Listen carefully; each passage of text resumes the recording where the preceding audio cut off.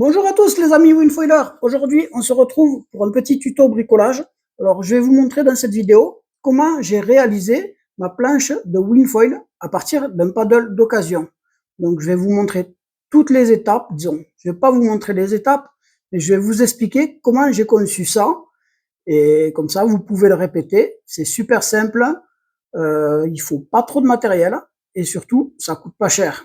Donc, on voit ça de suite après le générique. Je vous explique tout et c'est parti. Allez, on y va.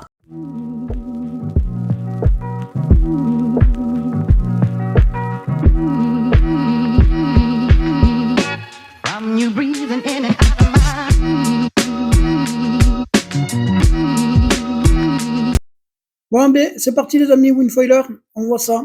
Alors, comme vous le voyez, ce n'est ni plus ni moins qu'un paddle standard. Toutes les modifs se passent de l'autre côté. Allez, on voit l'autre côté.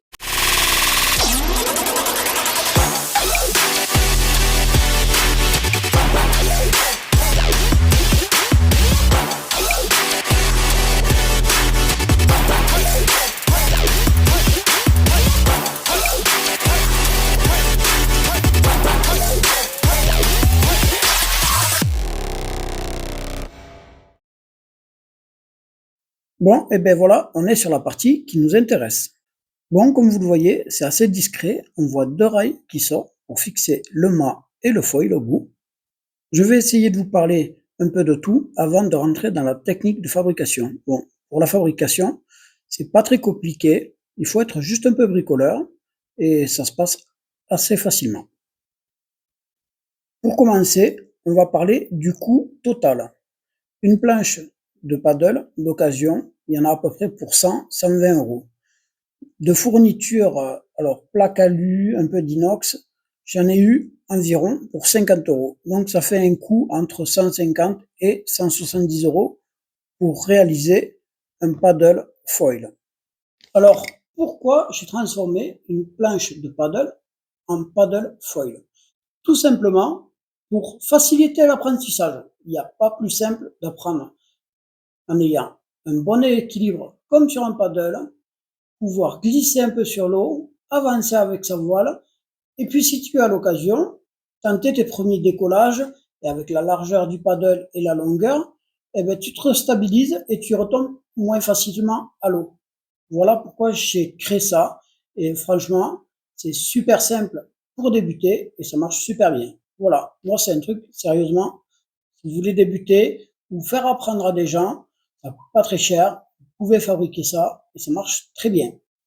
Pour info, je vous mets à titre indicatif les dimensions du paddle que j'ai utilisé. Mais vous pouvez utiliser toute autre taille de paddle. Ça fonctionne aussi. Alors on arrive là sur la partie la plus intéressante. Donc, comme vous le voyez, on arrive à deviner plusieurs épaisseurs.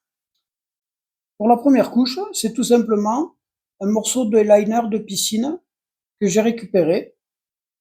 Alors, si vous allez chez un pisciniste, pas très loin de chez vous, très souvent, quand ils changent les liners, vous les débalancez, vous leur dites de récupérer un morceau. Voilà, vous avez cette solution.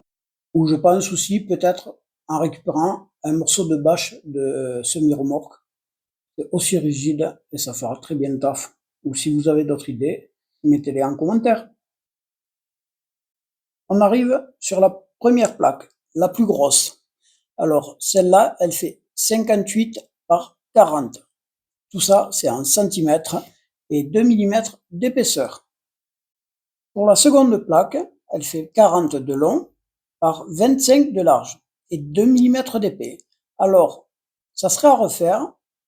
En longueur, je la rallongerai un peu plus pour avoir un tout petit peu plus de stabilité sous les pieds. Franchement, 5 cm de plus, ça serait très bien. Pour la troisième plaque, elle fait 38 de longueur par 21 de large et 4 mm d'épaisseur. C'est la plus épaisse et pour finir de tout rigidifier. Alors, pour les rails, c'est des rails que j'ai trouvés à Brico Dépôt. Alors, ils font 55 de long par 2,5 de large et 1,4 de haut. Alors, ça sera à refaire, pareil, je les aurais pas mis aussi longs. Je les aurais coupés quasiment à moitié. Il y en a largement assez. Alors, toutes ces plaques, je les ai collées entre elles, du silicone colle, de la marque Patex, voilà, c'est pas pour dire une marque, translucide là, qui résiste à, en force, à, je crois que c'est 280 kg par mètre carré, un truc comme ça. Après avoir monté tout ça en sandwich, j'ai placé 4 vis sur les extrémités quasiment, et monté tout ça en sandwich et tout serré ensemble. Après avoir fait tout ça, j'ai déterminé l'endroit le plus approprié pour moi de la planche et donc j'ai recollé ça avec de la colle silicone sur ma planche. Pour le liner, sur la partie alu, donc que j'ai reposé par-dessus, je l'ai collé pareil avec de la colle silicone. Alors, et entre les parties PVC, PVC, je suis allé dans un magasin de bricolage et je sais que ça marche très bien. J'ai pris de la colle PVC pour les tuyaux rigides. Et avec ça, ça colle formidablement bien et ça bouge pas. Donc, et j'ai terminé d'encoller le tour avec ça.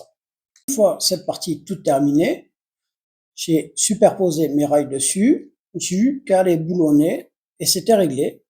Et donc, il me manquait plus qu'à mettre 4 vis avec 4 écrous pour tenir ton mât, tout simplement, au bout. Voilà.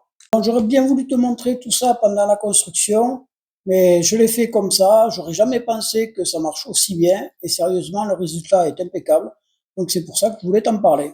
Bon, et aussi, sur cette planche, comme tu le vois, j'ai mis un petit support devant pour fixer une dérive, pour garder mieux le cap, mais c'est pas obligatoire. C'est la partie peut-être ça un peu plus compliquée. Tu peux coller autre chose si tu veux dessus. Sur le net, tu trouves de toutes petites dérives à coller en double face. Ça fonctionne aussi. Voilà. Ou tu peux le laisser simplement comme ça. Et déjà, franchement, c'est un gros gain pour débuter.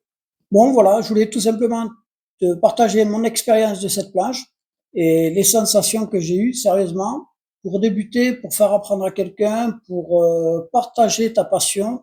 Eh ben, c'est super, ça marche super bien. Voilà, je te le conseille. Si tu veux débuter aussi, tu peux te le créer si tu es un peu bricoleur. Voilà, je pense qu'on a fait le tour. Je te dis tchuss, à la semaine prochaine. Allez, bye bye.